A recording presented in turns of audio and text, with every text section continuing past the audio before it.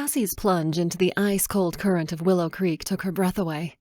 To her immediate wonder, she found herself floating at first and tried imitating the swimming motions she had seen the boys use in the neighborhood pond back home. Her naive optimism retreated as she quickly sank below the surface. Panic set in. Pushing against the bottom, she resurfaced briefly and shouted, "Help!" Her panic turned to horror as her words were washed away by the water coming over her head. The creek picked up speed. Cassie wondered if she would ever see her parents again. Pushing off the bottom once more, she caught a brief glimpse of her father scrambling down the bank and corrected herself. She had seen him, but now knew that this was the final time. She felt herself being swept around a bend as pokey branches yanked at her clothes and angry rocks bruised her knees. Last of all, she heard a cracking sound against her head, and the creek's sounds and her own sense of motion went dark. "Cassie! Cassie!" Simeon yelled as he jumped into the waist-deep waters. "My daughter!" he shouted, ambling frantically downstream and beckoning toward the man standing above on the creek bank. Without further thought, the man tossed his hat aside and slid down the bank into the creek. Simeon splashed downstream toward the abrupt left turn where he thought he last saw Cassie.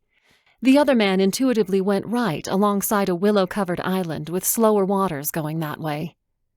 Esther climbed down from the wagon and screamed, "My little girl!"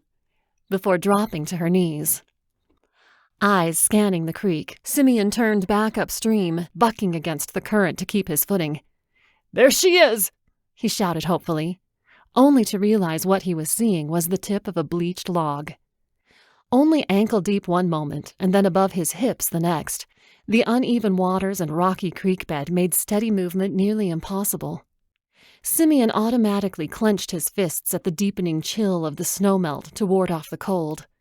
Pushing hard right against the current, he grabbed handfuls of willow branches and climbed to the island. "Cassie! Cassie!" he shouted, and then heard the man whistle loudly from the other side.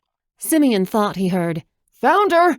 above the noise, and pushed his way through a dozen or so feet of dense willows to the other side. He saw the man lifting Cassie's limp and lifeless body from the water, and immediately felt pangs of despair, and cried out, "Oh God, please!" As Simeon took his daughter in his arms, he watched her blue lips twitch and then open slightly. It was only then that he noticed a bright red streak near his chest, building slowly, and then running through Cassie's blonde hair.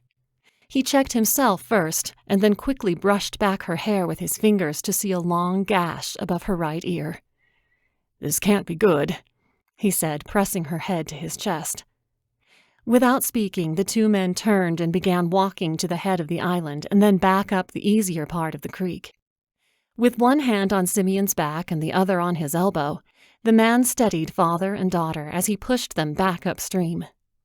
When they came up the bank to the green grass above, Simeon turned and said, "Thank you. Thank you." Esther gathered her skirt and rushed forward. "Is she okay?"